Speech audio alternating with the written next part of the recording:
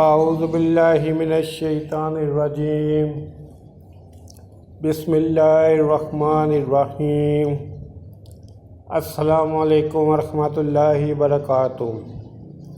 حضرت عمر فاروق رضی اللہ عنہ فرماتے ہیں، ایک صاحب نے عرض کی، یا رسول اللہ صلی اللہ تعالیٰ علیہ وآلہ وسلم، اسلام میں سب سے زیادہ اللہ تعالیٰ کے نزدیک محبوب کیا چیز ہے؟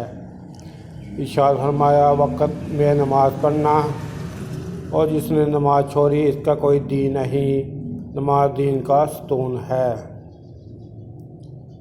دین کی بات پھیلانا بھی صدقہ جاریہ ہے۔